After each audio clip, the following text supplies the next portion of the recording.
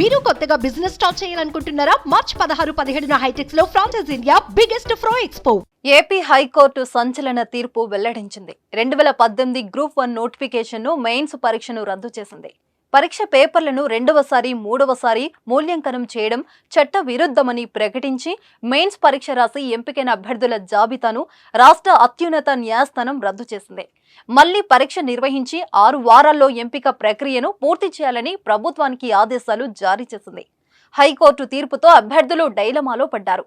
ఇప్పటికే ఉద్యోగాలు చేస్తున్న వారిలో ఆందోళన మొదలైంది.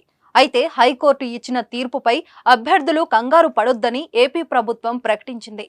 ఆ నోటిఫికేషన్ కింద ఎంపికై ఉద్యోగాలు చేసుకుంటున్న వారి ప్రయోజనాలను కాపాడుతామని హామీ ఇచ్చింది.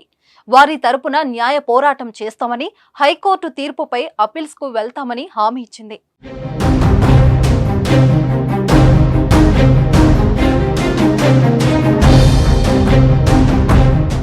2018 గ్రూప్ 1 మెయిన్స్ పరీక్షలు జరిగాయి. అయితే వాల్యుయేషన్ చేతితో దిద్దడంతో పాటు 2 సార్లు మూల్యాంకనం చేశారంటూ కొందరు అభ్యర్థులు హైకోర్టులో పిటిషన్ వేశారు.